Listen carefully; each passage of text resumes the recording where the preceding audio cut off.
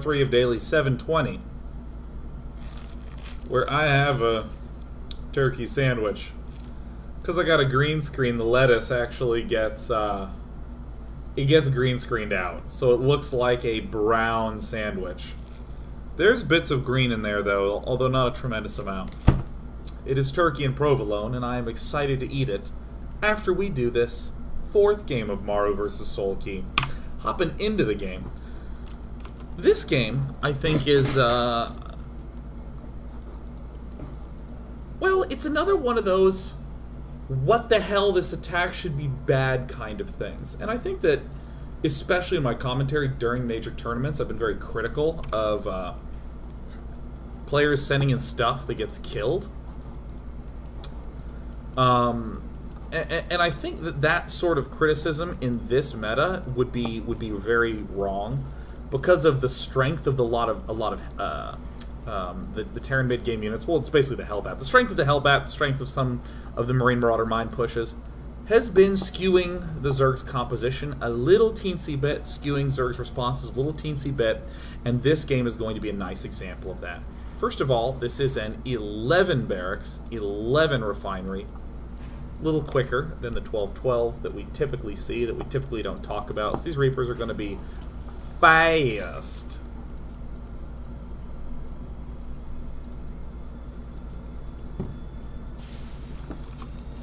Here comes a Marodon. A Marodingus. You. Alright. He shoots, he doesn't score. He shoots, he wanders around and goes, wait, did you actually go pool before hatch? What, are you insane? Have you lost your mind? In almost every opening Maru does, he gets another Marine early on. Kind of a swift Marine, I might say, in order to kill that Overlord. I don't know why players don't do this more. I think it's just become a custom not to. Get out of here. Get shot by bullets, big floating farm that transports.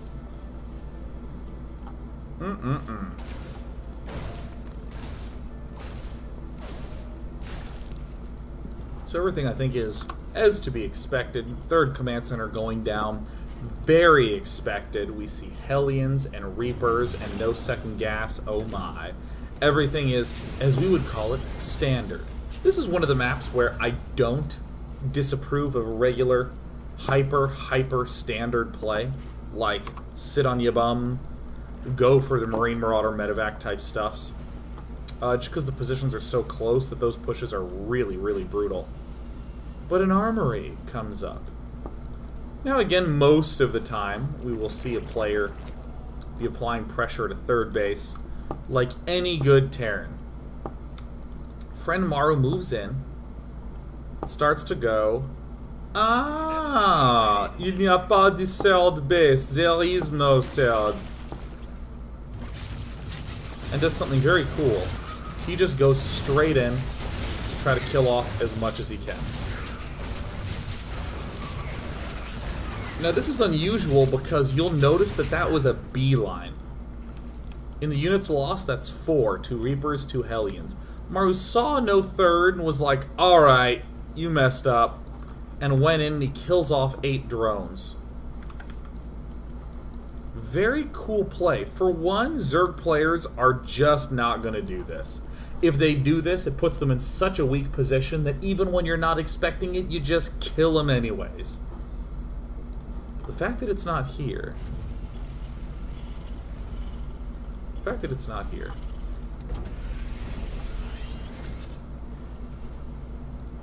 means that Maru's nearly convinced that Soulkey's going on 2 base. I don't know what happened there. There was a processing error. I messed up mid-sentence and I stopped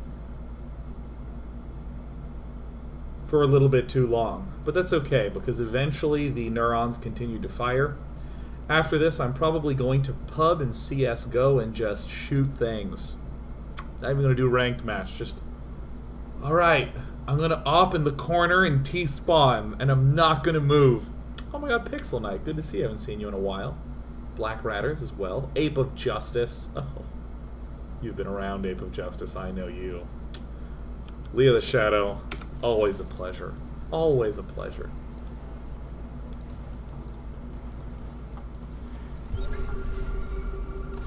Alright. Upgrade complete. Soulkey. Getting himself a late turd. I think that's a cool move to go in there and kill off the workers of a player who's on 2 bases, because a player on 2 bases doesn't really have a lot of larvae that he wants to be using inefficiently. You have 3 hatches. You can afford to maybe build too many lings, build too many drones here and there, and everywhere.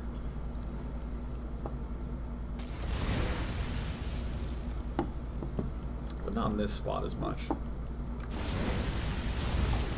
This is a pretty typical looking game, although a couple of neato twists again. Look at that. Boom! Very fast reactor for the factory. Maru is going to be pushing with mines quite quickly. Friendly Hellions still doing their best to poke, to prod, to do all sorts of nifty things. We'll see again more consistent themes. The later set of follow-up barracks. Later follow-up barracks. Is losing workers.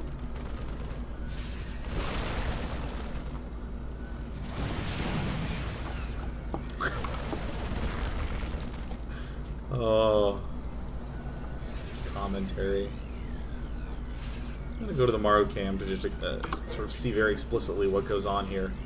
Maru's pretty damn adamant about not letting his thirds be exposed. On this map, where it's very difficult to prevent lings from getting to this third, like, I mean, even if you control this watchtower, they can send lings to this left side all the way up and then back over. Because this is very hard to prevent lings from getting into, Maru actually patiently waits with his Hellions and units until it's secure. Until it's like a wall off with bunkers. This is more typical, this is more standard, getting nothing but reactors on these barracks to just get so many Marines. So many Marines. Base is under attack. Oh god, if I could just pet a cat right now, my life would be amazing. And typically the Terran will begin to push on 2-2, very standard game.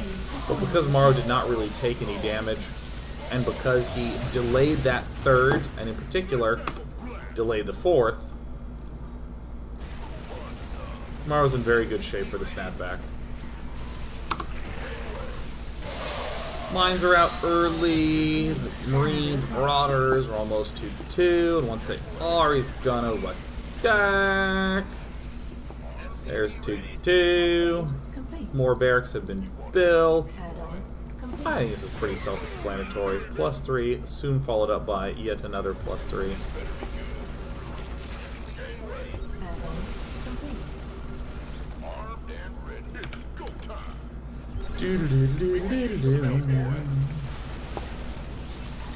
I like that little move in, that little push.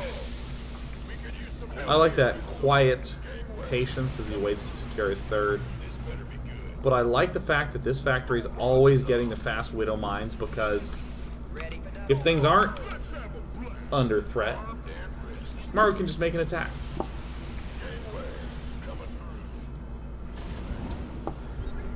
I think the analysis on the first 2 games was much sexier because there was much more interesting things going on. Here, Maru, we're just going to see him control like a badass and go, man, I wish I could control like that. We're going to open up a unit tester and we're going to try to micro against Banelings on creep and go, nah, not my thing. I'm a mech player. I'm going to only mass Ravens. I don't need a lot of APM for only massing Ravens. Reminds me of what I'm going to do tomorrow in Mono Battles. Yeah. For any of you who didn't know, that's one of the big things happening tomorrow, Lee. We're going to be doing subscriber Mono Battles and some arcade games. I'd like to note this 4th base here. This standard attack is succeeding and doing well. It's doing great. And as a result of that early pressure, And Maru dealing with that early all-in. Soulkey just doesn't really have it well established for, and that's what's really making this power for the win.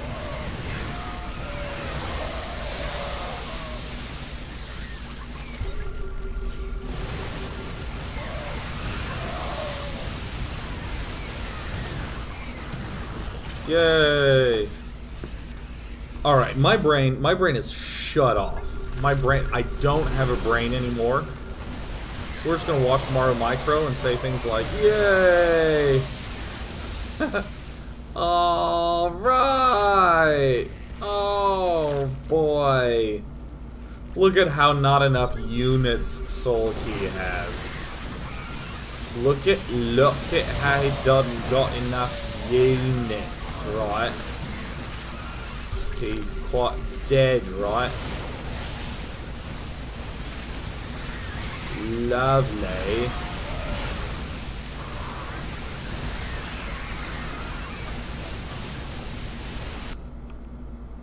Right. Listen. You know, normally we would take questions here, but let's just hang out. If you want to ask about TvZ, totally. If you want to just not, it'd be great. It's the end of the show party. It's the end of Thursday party. Lovely.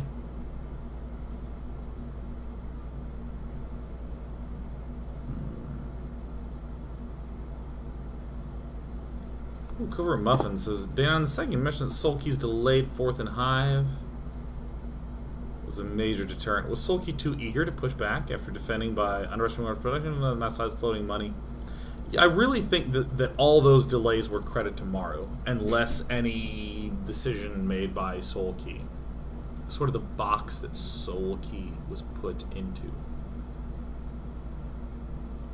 TvZ asks, why did you go to the college you went to? Well, I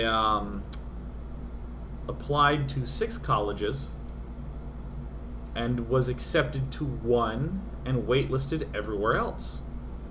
The one I was accepted to was Northwestern, so I was originally going to go there. And then Harvey Mudd let me in off the wait list, and they had really charming, really funny marketing materials, and I can't remember who it was, but someone very important at the school just called me to chat to convince me to accept. And I was like, okay. And that was it. I was just like, alright. My mom actually encouraged me to apply to Harvey Mudd because she thought I'd like it.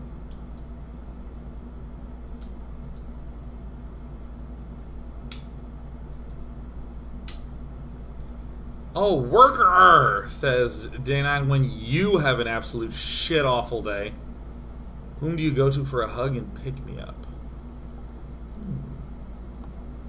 Oh, and oh, of course, based upon your second comment, no thank you. Who do I go to? I don't know. Most of the time, I just want to be alone. I don't want to be around anybody when I've had a bad day. I like to hang out by myself. I start to just calm down and feel better. Sometimes I get myself a little worked up, but yeah, I like that. Tristan's probably the #1. Tristan's a big one.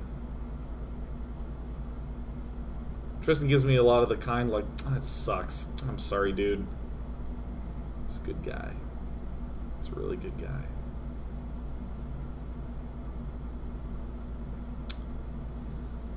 Yeah, pet his cats. Oh, Grubba Hubba, welcome to the day nights. Yeah, I'm total loner mode. I like being alone. Being alone's wonderful. Black Rider says, Day 9, what's your favorite type of cake? Cheesecake.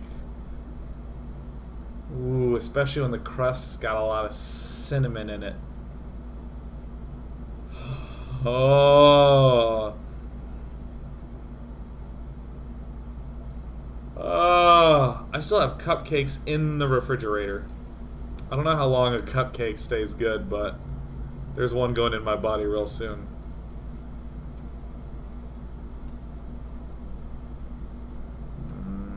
Cheesecake really is the best. Malswananson says, how do I get better at HOTS? I used to play WoW and was all gold, but as I'm playing in HOTS, I'm failing hard.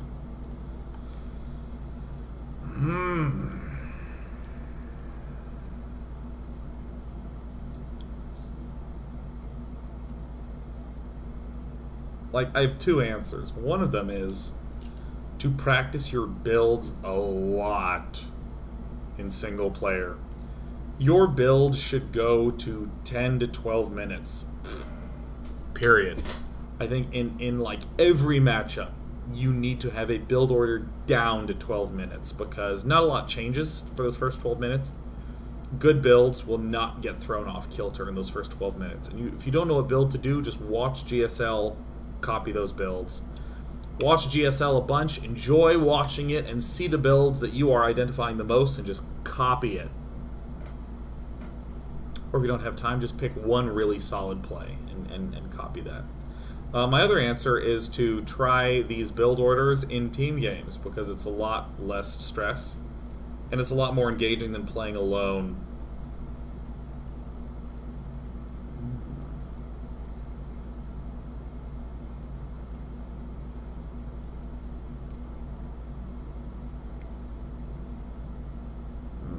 Oh, Paladin 7125. What are some of your favorite board games? Dominion is probably number one. Dominion. Oh, it's so fun to play with friends. I like chess. I like Go, but I don't know if I know enough about Go to even know if I'm allowed to say that I like it.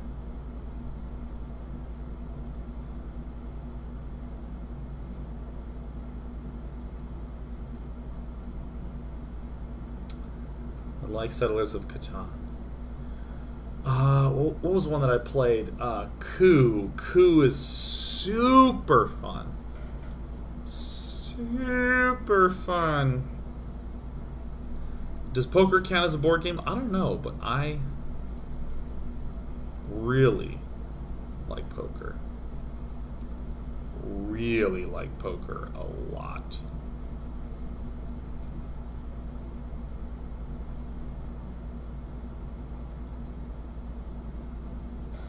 Malswananson says, what's the main difference between HOTS and WoW in terms of gameplay? Honestly, this is going to sound like a cop-out answer, but I'm absolutely serious when I say this. The biggest difference is that players are way better in HOTS. They're the people who have stuck with Wings of Liberty the longest. I don't think there's really anyone who's like, hey, I didn't really do the StarCraft thing, but I saw there was an expansion, so I paid $90 and got everything. Like, I highly doubt there's a lot of people who did that, so it's just only super long-term players.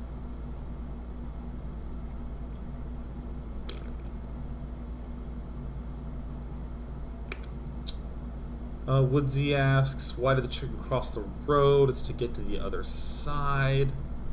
Sacred Sun says, Dear Day 9, what's your best story winning hand? Or what's your best story winning hand story in poker? That's what it says. What's your best story winning hand story in poker? I'm trying to think of best. I've played a lot of poker. I've registered 2 million hands of poker on PokerStars. Played a lot of poker.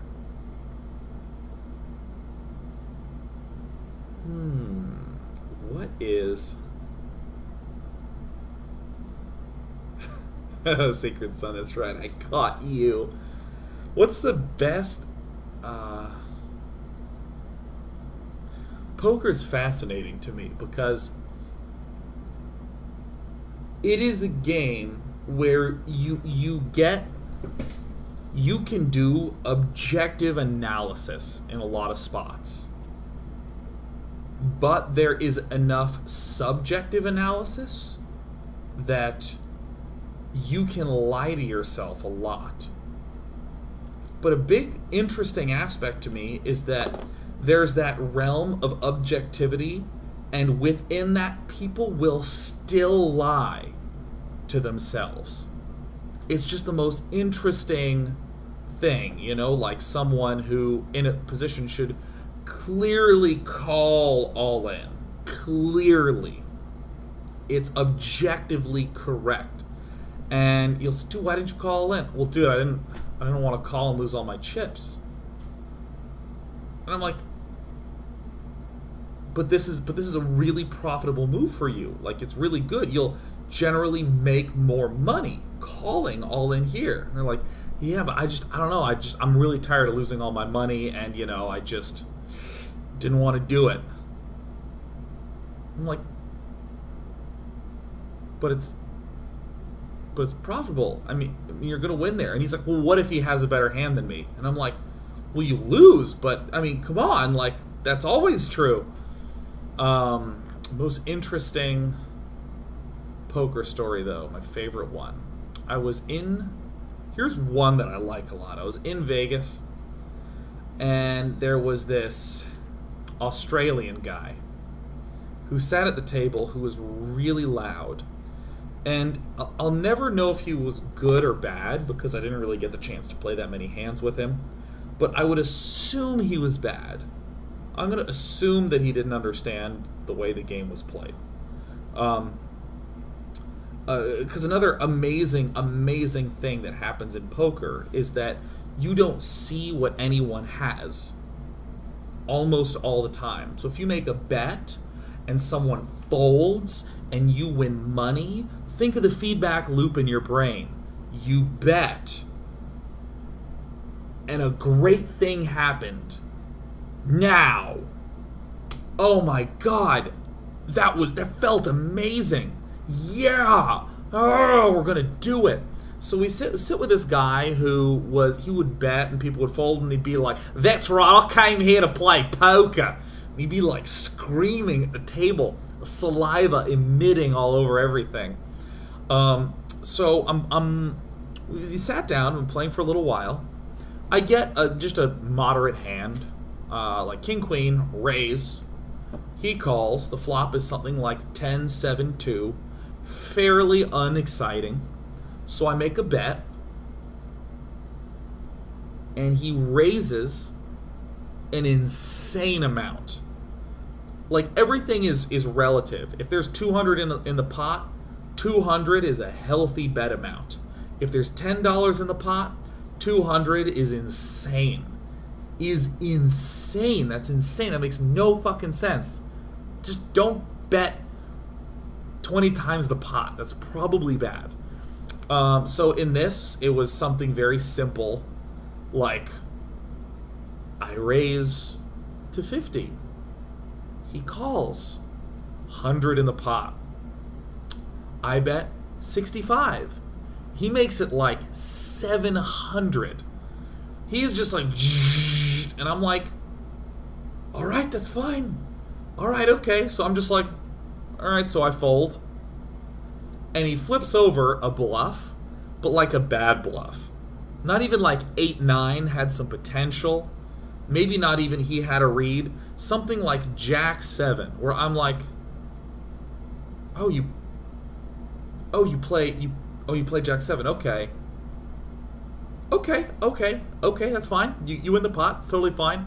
And again, he's, I came here to play poker. And he's like screaming at me. And this happens again.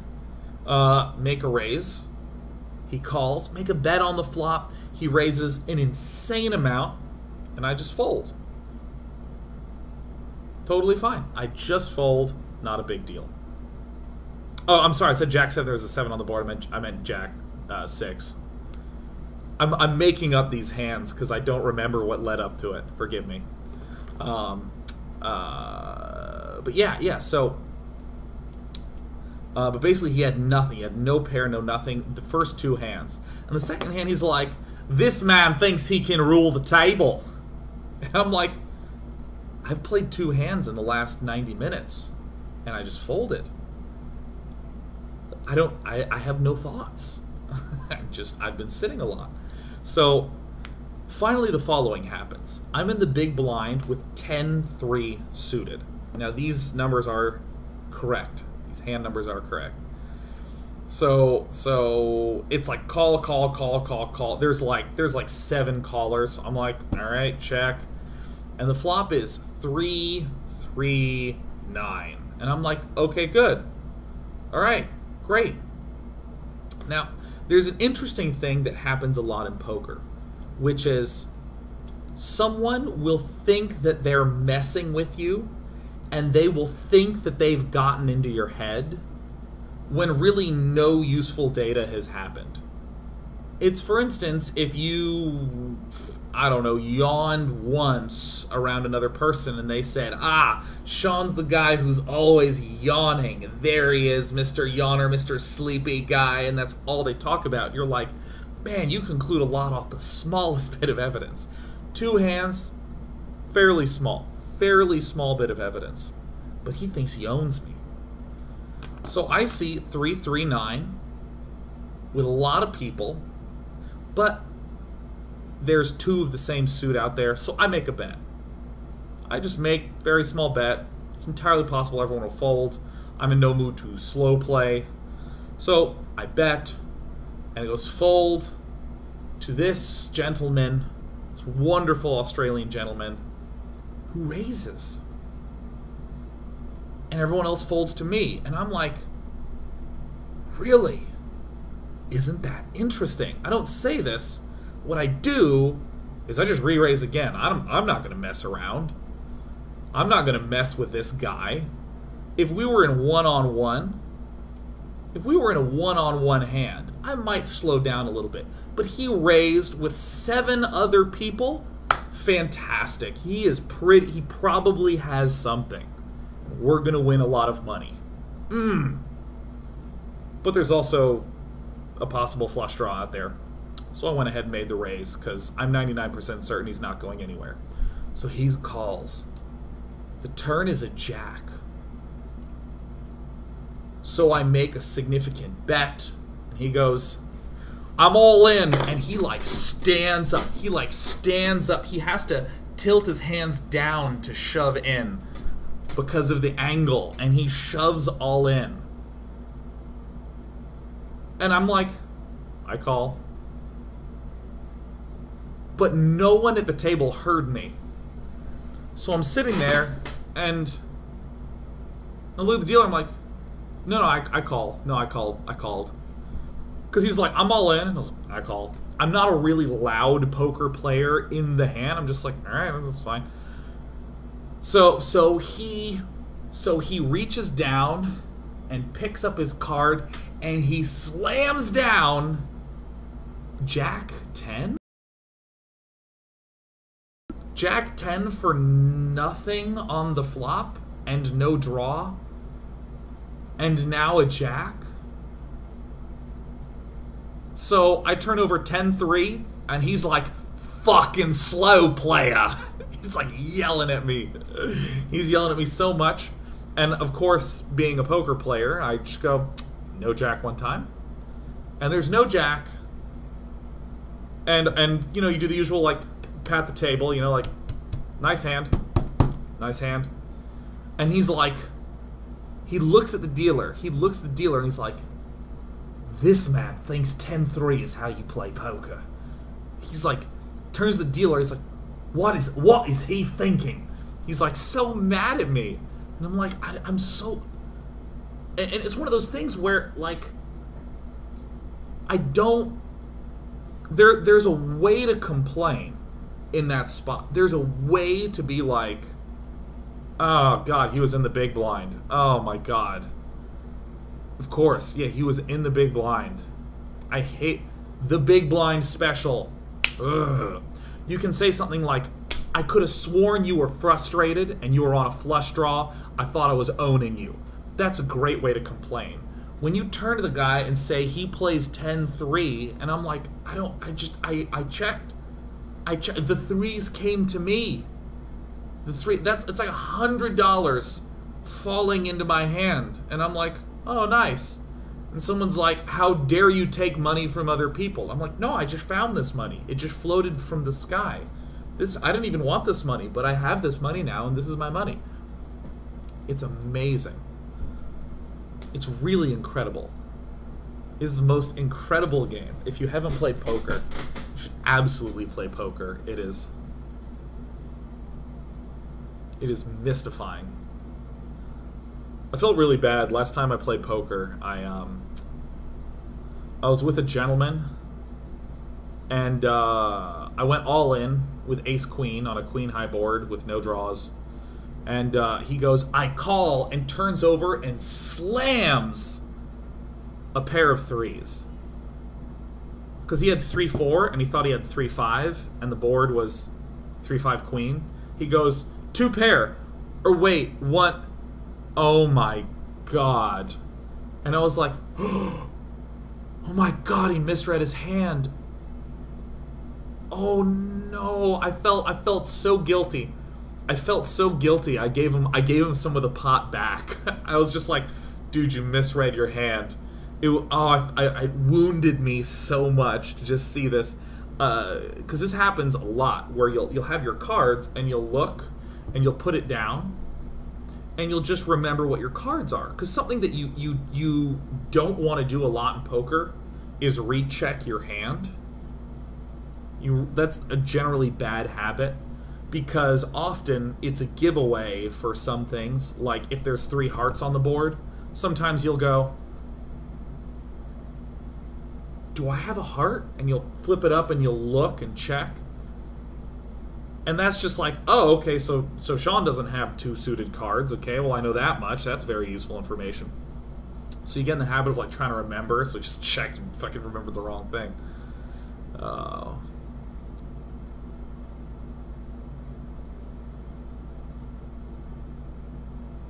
Poker's really great. The beautiful thing about poker to me is that every hand is a story. It's a story. Oh. Maybe I'm gonna go play poker tonight.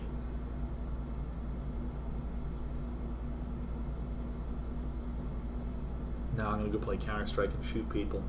Have yourself a wonderful 4th of July evening. I'll see you at 11 a.m. tomorrow to play some games for like a half day. We'll stop around 3:30 or 4 because I have to go to a bacon festival. Until then, have yourself a wonderful night. Thanks so much for tuning in.